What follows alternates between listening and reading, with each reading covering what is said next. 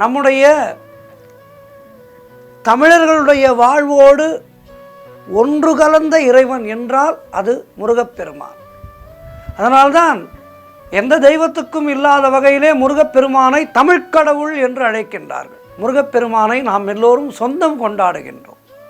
வடநாட்டிலும் முருக வழிபாடு உண்டு, சுப்பிரமணியர் என்ற பெயரில். என்றாலும் தமிழ்க்கடவுள் முருகன் என்று சொல்லும்போது நமக்கு ஏதோ நம்முடைய இல்லத்திலே இருக்கின்ற ஒருவரை கூப்பிடுவது போன்ற ஒரு உணர்வு ஏற்படுகின்றது.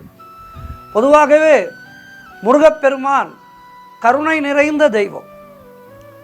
சிவபெருமானுடைய அம்சமும் சக்தியினுடைய அம்சமும் ஒன்று சேர்ந்து பிறந்த, அதாவது கருவிலே இல்லாமல், கருவிலே சுமக்காமல் சிவபெருமானுடைய நெற்றிக்கண்ணிலே இருந்து உதித்தவன். அதனால் அவருடைய சக்தி என்பது மிக மிக அதிகமாக இருக்கின்றது.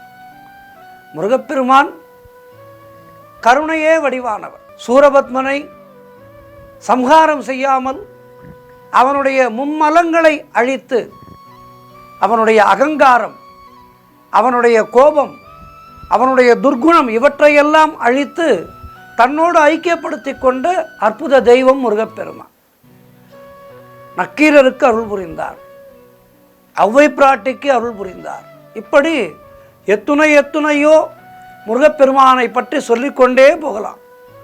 அருணகிரிநாத பெருமானை தடுத்தாட்கொண்டு தன்னுடைய கர்ம வினையால் செய்யாத செயல்களை எல்லாம் செய்து வாழ்க்கையிலே நொந்து தற்கொலை செய்து கொள்ளலாம் என்கின்ற எண்ணத்தோடு அருணகிரிநாத பெருமான் கோபுரத்தின் மேலிருந்து திருவண்ணாமலையிலே அந்த கோபுரத்தின் உச்சியிலிருந்து கீழே விழுவதற்கு போனபோது அவரை தடுத்தாட்கொண்டு முத்தை தருபத்தி திருநகை என முதல் அடியை எடுத்து கொடுத்து அருணகிரிநாத பெருமான் இன்றைக்கும் நம்மோடு வாழ்ந்து கொண்டிருக்கின்றார். அப்படிப்பட்ட ஒரு சாகா வரத்தை அருணகிரிநாத பெருமானுக்கு தந்தவர் முருகப்பெருமான். இப்படி முருகனை நம்புகின்றவர்களுக்கு அவர் கற்பக தருவாக இருந்து வாழ்வாங்கு வாழ வைப்பார்.